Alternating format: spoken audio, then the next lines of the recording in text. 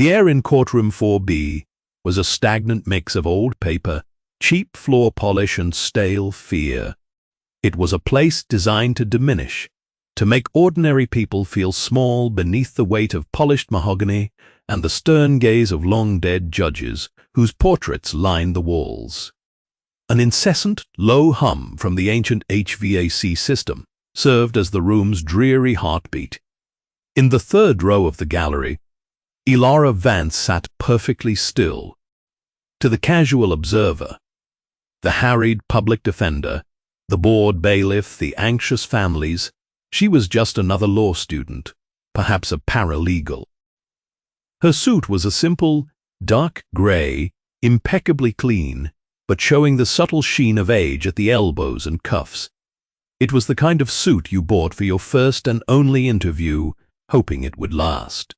Her hair was pulled back in a severe knot, and behind her plain, functional glasses, her eyes were calm, missing nothing. That calm was a lie. Beneath the placid surface, a glacier of cold, precise fury was grinding forward. It was a fury honed over years, disciplined into a weapon sharper than any gavel. She observed the room not as a spectator, but as a predator mapping its hunting ground. She noted the bailiff's slight limp, the nervous tick of the court reporter's left thumb, the exact location of the security cameras, one high in the back corner, another with a partial view of the witness stand. Then, the door to the chambers opened, and Judge Marcus Albright swept in, his black robes billowing behind him like a storm cloud. He was a man who didn't just walk. He made an entrance. His face was fleshy and pink. His silver hair was coiffed into a perfect, arrogant wave, and he settled into his high-backed leather chair with the sigh of a man burdened by the foolishness of the world he was forced to command. He scanned the courtroom, his gaze, a physical force. It swept over the lawyers, the defendants, and the gallery, dismissing them all. He saw Elara for a fraction of a second. Another student, he thought, a flicker of contempt crossing his features, come to worship at the altar of justice. Pathetic. He relished the power, the absolute authority this room gave him. Here his word was not just law. "All rise," the bailiff droned, his voice devoid of emotion. The room shuffled to its feet. Elara rose with them, her posture perfect, her gaze locked on the man behind the bench. This, the culmination of an 18-month investigation, 1,000 hours of surveillance, and a lifetime of purpose. "Be seated," Albright commanded, his voice a baritone boom that seemed to shake the very foundations of the room. He picked up a file, his lip curling as he read the name. Next case, the city versus Eleanor Vance. The cold heart knot formed in Elara's stomach, but her expression remained unchanged. Her grandmother, Eleanor, was guided to the defendant's table by a court-appointed lawyer who already looked defeated. Eleanor Vance was 72 years old, with skin the color of rich earth and hands that had spent 60 of those years tending to soil. She stood with a quiet dignity that seemed to infuriate the judge before she had even spoken a word. Her crime was a collection of city code violations related to the community garden she had founded and maintained for 3 decades in a forgotten corner of the city. "Mr. Davies?" Albright sneered at the public defender. "Are we really wasting the court's time with this nonsense? A pile of weeds and rusted junk your client calls a garden." "Your Honor," the lawyer began, his voice thin, "Mr. Vance's garden is a neighborhood institution. The violations are minor and can be rectified." "Minor?" Albright boomed, slamming the file down. The sound cracked like a gunshot in the tense silence.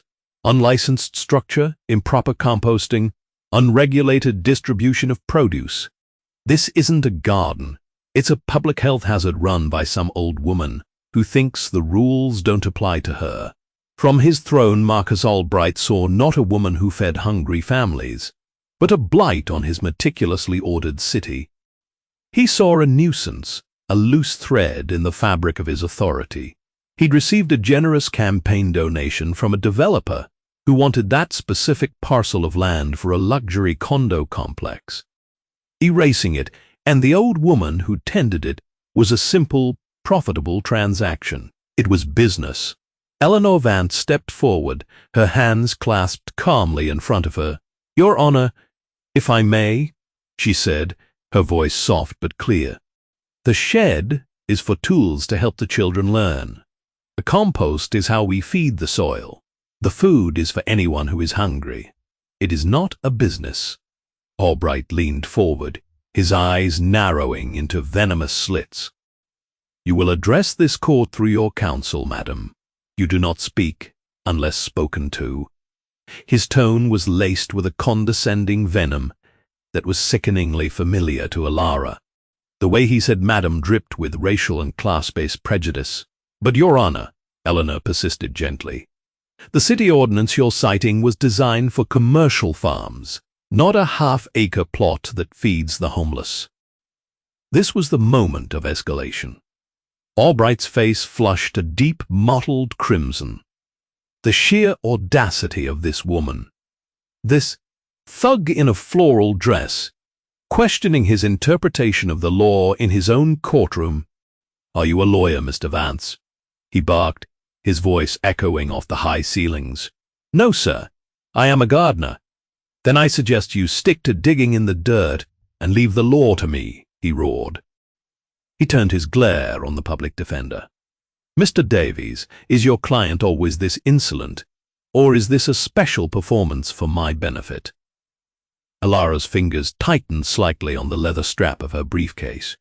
Her heart rate remained a steady 60 beats per minute. She watched, cataloging every micro-expression on Albright's face, every tremor in her grandmother's hands, every bead of sweat on the public defender's brow. This was exactly as the profile predicted, provoked by a perceived lack of deference from a member of a group he considered beneath him. Subject Albright would abandon judicial temperament in favor of tyrannical rage. "I will not have my authority questioned in this courtroom," Albright declared, his voice dropping to a theatrical, menacing growl. He was performing now, enjoying the fear he could see in the public defender's eyes. "The garden is to be bulldozed within 48 hours, and for your disgusting display of contempt, Mr. Vance, you will spend 24 hours in the county jail to reflect on your manners." A collective gasp rippled through the gallery. Jailing a 72-year-old grandmother over a code violation was not just excessive, it was monstrous. Elara's grandmother did not flinch. She simply stood taller, a silent pillar of defiance. This, to Judge Albright, was the final insult. Her calm, her refusal to be broken. It was a challenge to his absolute power. "You think you're above me," he hissed, leaning so far over the bench he looked like a gargoyle about to strike. "You think your little patch of dirt makes you special?" He pointed a trembling finger at her. The bailiff, a burly man named Peterson, hesitated for a fraction of a second. He looked at the elderly woman, then at the apoplectic judge. His job was to follow orders, but a flicker of shame crossed his face. He moved, slowly, reluctantly, toward Eleanor Vance. This was the moment of apparent defeat. Elara watched as the cold, hard steel of the handcuffs was brought toward her grandmother's delicate, wrinkled wrists. The wrists that had bandaged her skinned knees, taught her how to braid her hair, and held her tight after her parents' funeral. The fury inside her solidified from a glacier into a diamond, cold, clear, and unbreakable. In the back of the gallery, a man in a nondescript suit, Agent Harris, met Elara's gaze. His eyes asked the question one last time, "Are you sure?" Elara gave a single, almost imperceptible nod. "It's time." As the first cuff clicked shut around Eleanor's wrist, Elara Vance stood up. The movement was fluid, silent, and commanded immediate attention. "Sit down, girl," Albright bellowed, his rage now turning on her. "This is a courtroom, not a theater. One more outburst, and you'll be joining your grandmother in a cell." He smiled, a cruel, triumphant slash across his face. He had won. He had crushed the defiant old woman and was about to crush her upstart granddaughter. He was the king in his castle. He was wrong. Ilara did not sit. She took a calm, deliberate step forward, then another, walking past the wooden gate that separated the gallery from the court. She moved with an unhurried grace that was more intimidating than any shout. "Bailiff Peterson," Albright screamed, his face now purple, "I gave you an order. Remove this woman from my courtroom. Escort her out of the building." Bailiff Peterson turned his hand, automatically going to his sidearm, a motion born of habit. But he stopped. There was something in the young woman's eyes, an authority more profound and ancient than the judge's fleeting power. Ilara stopped directly in front of the bailiff. Her voice when she spoke was not loud, but it cut through the judge's blustering like a surgeon's scalpel. It was quiet, precise, lethal. "Bailiff Peterson," she said, her tone formal and utterly devoid of fear, "you will stand down. You will remove those cuffs from Mr. Eleanor Vance immediately. That is a federal order." The courtroom fell into a stunned. The only sound was the hum of the air conditioner, which now seemed deafening. Albright stared, his mouth agape. He was momentarily speechless, caught between disbelief and fury. A federal order, he thought, a sliver of confusion piercing his rage. Who the hell does this kid think she is? He saw nobody, a girl in a cheap suit playing make-believe. "Is this a joke?" Albright finally sputtered, a harsh, incredulous laugh escaping his lips. "Are you insane? You're in contempt. You're obstructing justice, bailiff. I will have your badge if you do not arrest this lunatic this instant." Ilara ignored him completely. She reached into her simple leather briefcase and produced a single folded document, sealed with a distinctive blue ribbon. She did not hand it to the judge. She presented it to Bailiff Peterson. "My identification and my commission," she stated calmly, "and the federal warrant authorizing my presence and actions in this courtroom, signed this morning by Chief Judge Lawrence Thompson of the United States District Court." The power dynamic in the room didn't just shift, it shattered. The bailiff took the document with a trembling hand. His eyes scanned the first page. His face, already pale, turned the color of ash. He looked from the warrant, with its embossed federal seal, to the young woman in front of him. He saw her now not as a student, but as something else entirely. Something terrifying. He immediately holstered his weapon, turned, and uncuffed Eleanor Vance, murmuring, "My apologies, ma'am." Judge Albright shot to his feet, his chair scraping loudly against the floor. "Peterson, what does that paper say?" His voice was high-pitched, cracking with a panic that was beginning to eclipse his rage. The foundation of his world was crumbling beneath him. Ilara turned her full attention to the man on the bench. For the first time, her calm, analytical gaze met his panicked, furious one. The predator had revealed herself. "Let me be perfectly clear, Judge Albright," she said, her voice dropping to a terrifyingly quiet register that nonetheless filled the entire room. "My name is Ilara Vance. I am a special counsel for the United States Department of Justice, assigned to the Office of the Inspector General's Judicial Integrity Division." A wave of shock washed over the courtroom. Lawyers exchanged wide-eyed glances. The court reporter's hands froze over her machine. The name Judicial Integrity Division was whispered like a curse among corrupt officials. They were the ghosts, the ones who investigated the untouchable. Albright's face drained of all color. The blood rushed from his head, leaving a waxy, pallid mask of disbelief. That's impossible," he stammered, sinking back into his chair. "I am the lead investigator on case file 73B1, Ilara continued, her voice a relentless, dispassionate litany of his doom. An 18-month undercover operation into allegations of bribery, conspiracy to defraud, obstruction of justice, and consistent, documented judicial misconduct. Your misconduct, Judge Albright." She gestured toward the back of the courtroom. The main doors swung open. Chief Judge Lawrence Thompson entered, a man whose stern, unimpeachable reputation was legendary. He was flanked by two stoic United States Marshals in dark suits. Beside them stood Agent Harris, no longer looking nondescript, but radiating federal authority. "Marcus," Chief Judge Thompson said, his voice heavy with disappointment and steel. "What in God's name have you done?" Albright looked from Ilara to Thompson, his mind struggling to process the cataclysm that had just befallen him. The trap had been sprung.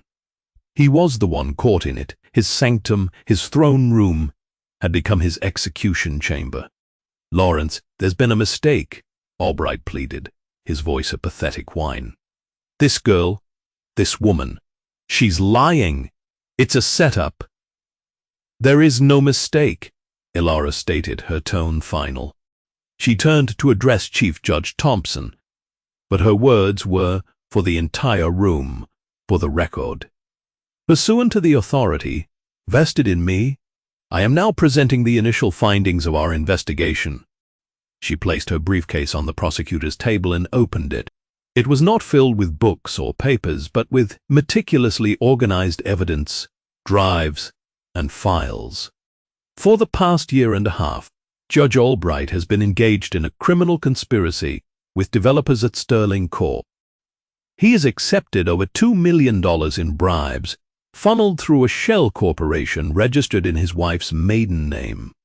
She slid a file across the table to the marshals. Exhibit A, the complete financial records of that shell corporation, cross-referenced with Judge Albright's rulings in 16 separate zoning cases, all of which were decided in favor of Sterling Corp. Albright began to sweat profusely, his expensive robes suddenly feeling like a lead shroud. Lies, fabrications.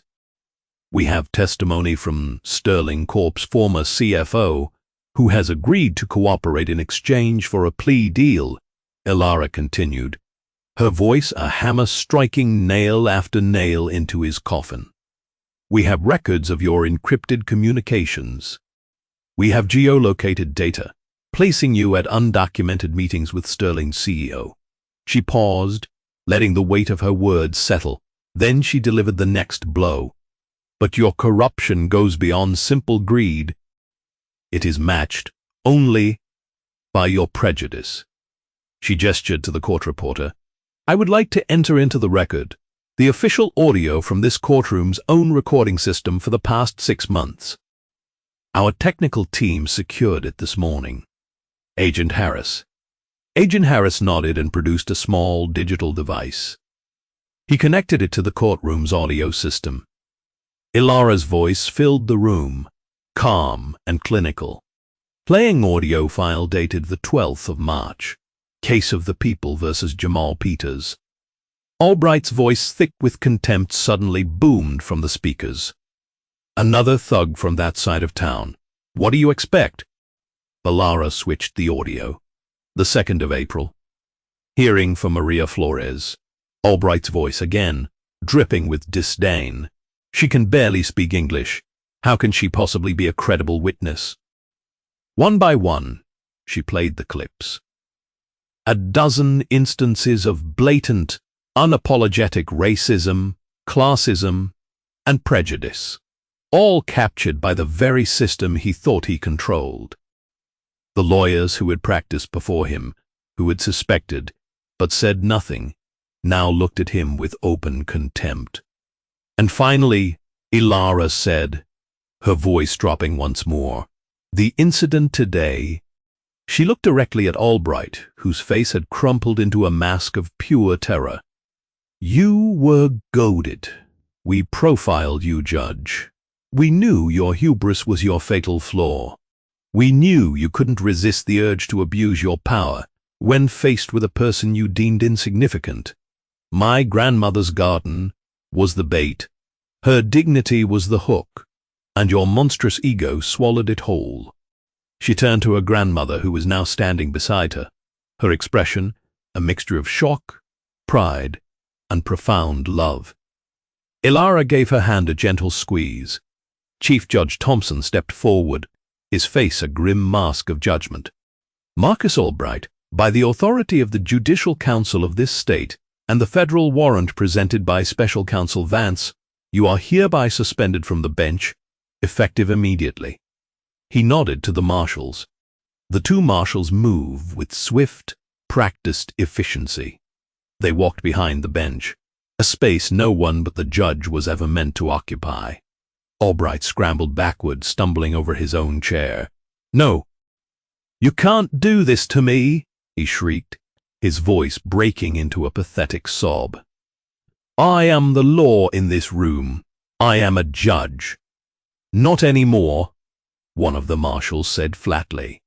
He took Albright's arm, pulled his hands behind his back, and cinched the cold, hard steel of handcuffs around his wrists. The click echoed in the silent room. The same sound that had been meant for Eleanor Vance, now sealing her tormentor's fate. They began to lead him away, a defrocked king being dragged from his castle. As they passed Ilara, Albright stared at her, his eyes wild with hatred and incomprehension. "You," he rasped, "you're just a kid from the slums. How could you do this?" Ilara looked at the man who had tried to destroy her family, who represented everything she had sworn to fight. Her voice was ice. "You taught me, Judge. You and men like you. You taught me that the only way to beat a corrupt system is to know it better than its masters." She leaned in slightly, her final words a devastating whisper meant only for him. "And you are just a bully, a small, pathetic bully, who picked on the wrong old lady." She paused. "No, Your Honor, I am not a kid." They dragged him from the courtroom, his protests fading down the hall. A profound silence fell, broken only by a single soft sob from the gallery. Justice for once had been swift, total, and exquisitely public. Chief Judge Thompson approached Ilara, his expression one of deep respect.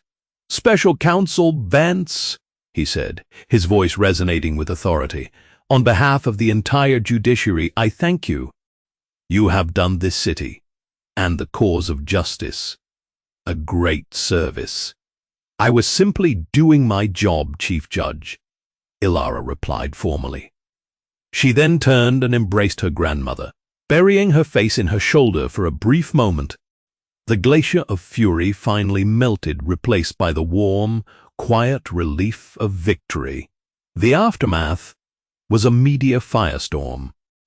The story of the corrupt judge taken down in his own courtroom by the brilliant, undercover granddaughter of his intended victim was irresistible. Headlines screamed from every newspaper and news site. The gavel falls. Judge Albright arrested in stunning courtroom takedown. Granddaughter's justice. Howard DOJ. Ghost avenged her family. Rot PNBNCH. Albright corruption scandal rocks City Hall. Marcus Albright's ruin was absolute and meticulously detailed in the press. Stripped of his judgeship, he was disbarred by the State Bar Association within a week. His pension, built on decades of public service. The $2 million in bribe money was seized by the federal government. His wife, whose name was on the shell corporation, filed for an expedited divorce, claiming she was a victim of his deceit and taking everything that wasn't nailed down.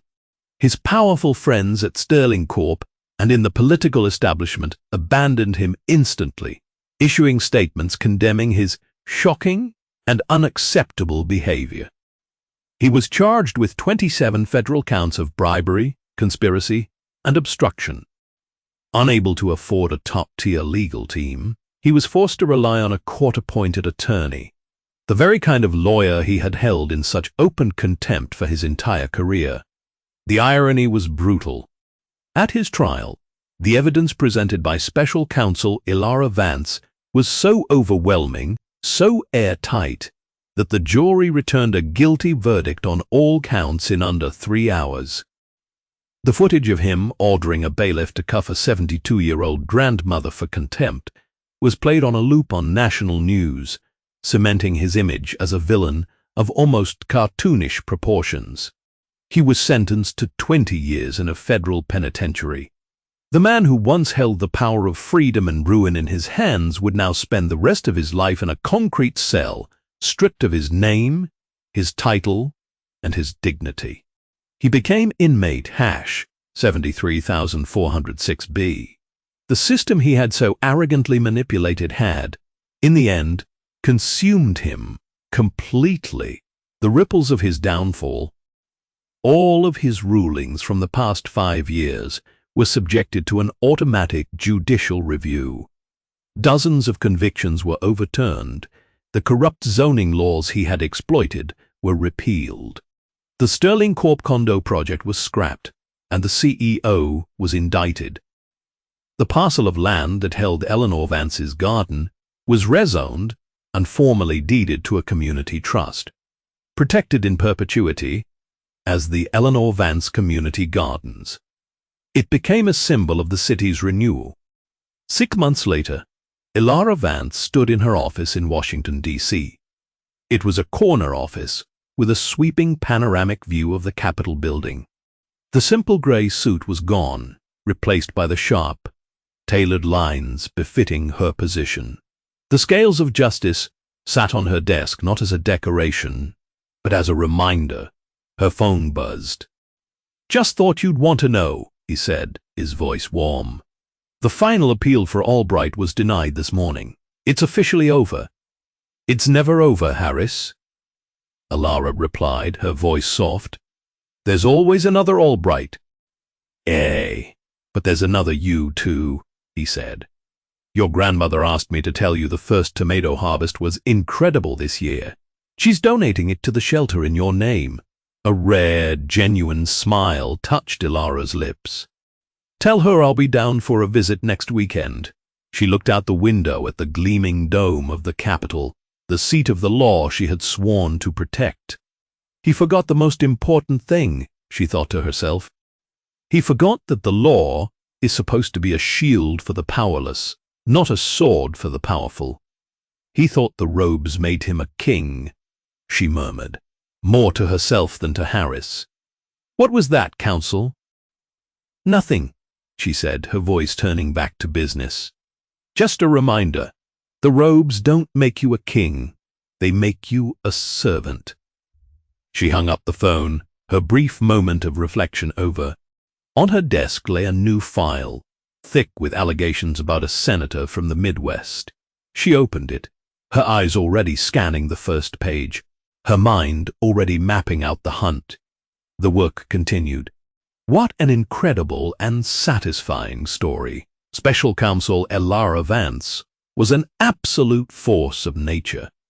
She proved that true power doesn't come from a robe or a gavel, but from intelligence, preparation, and an unbreakable will to do what is right.